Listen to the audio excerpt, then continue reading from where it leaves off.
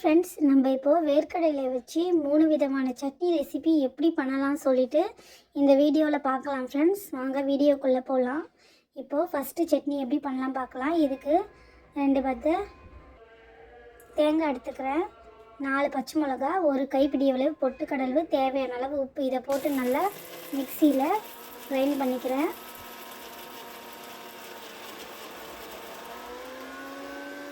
இப்போது இந்த மாதிரி அரைச்சி எடுத்துக்கோங்க. இது கூட கொஞ்சமாக தண்ணி சேர்த்துக்கலாம். தண்ணி சேர்த்ததும் வறுத்த வேர்க்கடலையை இது கூட சேர்த்துக்கலாம். நான் தோல் நீக்கலை, உங்களுக்கு தோல் வேண்டாம்னா நீங்கள் நீக்கிடலாம். நான் தோல் நீக்காமல் தான் இதில் போட்டிருக்கேன். பாருங்கள், இந்த அளவுக்கு அரைச்சி எடுத்துக்கோங்க. சட்னி நல்லா கொரன்னு அரைச்சிக்கோங்க. மழைன்னு அரைக்கும் போது சட்னி சாப்பிடும்போது அவ்வளோவா நல்லா இருக்காது. கொரன்னா அந்த வேர்க்கடலை வாயில் கடிப்படும். இப்போது சட்னி தாளிச்சிடலாம். தாளிப்புக்கு கொஞ்சமாக எண்ணெய், கடுகு, கருவேப்பிலை, காஞ்ச மிளகாய் போட்டு தாளித்து எடுத்துக்கலாம். இது முதல் வகையான சட்னி. இந்த 3 வகையான சட்னியுமே இட்லி, தோசைக்கு நல்லா டேஸ்ட்டாக இருக்கும், சப்பாத்திக்கும் நல்லாயிருக்கும். இப்போ செகண்டு சட்னி எப்படி பண்ணலாம் சொல்லிட்டு பார்க்கலாம்.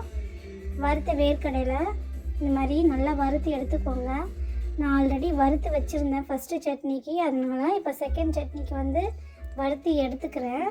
இந்த மாதிரி நல்லா வறுத்து எடுத்துக்கோங்க. இது கூட ஒரு மிக்சி ஜாரில் 2 பத்து அளவு தேங்காய் எடுத்துகிட்டு, ஒரு துண்டு இஞ்சி, 4 பச்சை மிளகாய் இந்த மாதிரி எண்ணெயில் வறுத்து எடுத்துக்கோங்க. இதை நல்லா மிக்சியில் போட்டு அரைச்சி எடுத்துக்கலாம். இந்த மாதிரி அரைச்சி எடுத்ததும் இப்போ வறுத்த வேர்க்கடலையை இது கூட சேர்த்துட்டு கொஞ்சமாக சின்ன நெல்லிக்காய் சைஸ் அளவில் நம்ம புளி சேர்த்துக்கலாம்.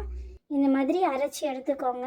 தாளிப்புக்கு இதில் நான் கருவேப்பிலை சேர்க்கலை, கருவேப்பிலைக்கு பதிலாக கொத்தமல்லி இலையை சேர்த்துருக்கேன்.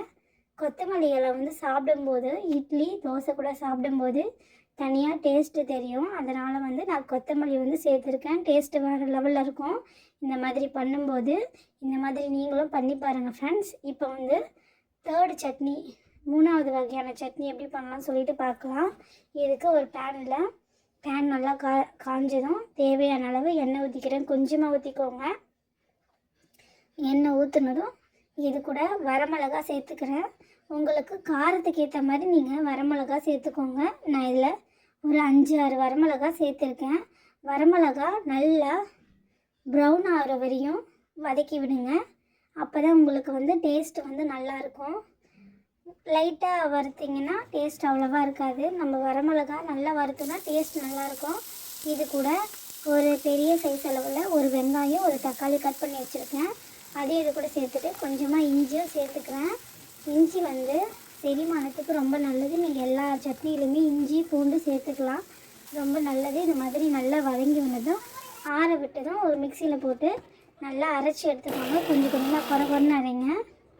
அரைச்சதும் ஒரு நெல்லிக்காய் சைஸ் அளவில் கொஞ்சமாக புளி சேர்த்து கொஞ்சம் அரைச்சி எடுத்துக்கிறேன். இப்போது நம்ம வறுத்த வேர்க்கடலையை தோல் நீக்கி இந்த சட்னியில் சேர்த்துக்க போகிறேன். ஆல்ரெடி 2 சட்னிலையுமே தோல் நீக்காமல் சேர்த்துக்கிட்டேன்.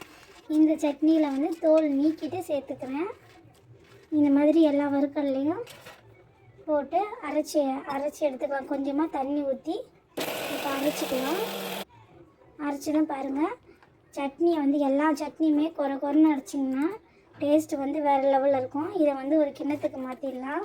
கிண்ணத்தில் சட்னி கொஞ்சம் கெட்டியாக இருக்குன்னு கொஞ்சமாக தண்ணி ஊற்றி நல்லா கலக்கிக்கிறேன். தாளிப்புக்கு இது கூட கொஞ்சமாக எண்ணெய், கடுகு, கருவேப்பிலை, காஞ்சி மிளகா போடல. இதில் கருவேப்பிலை போட்டு இந்த மாதிரி பொரிச்சு எடுத்துக்கிறேன். இந்த மாதிரி சட்னி நீங்களும் ட்ரை பண்ணி பாருங்கள் ஃப்ரெண்ட்ஸ்.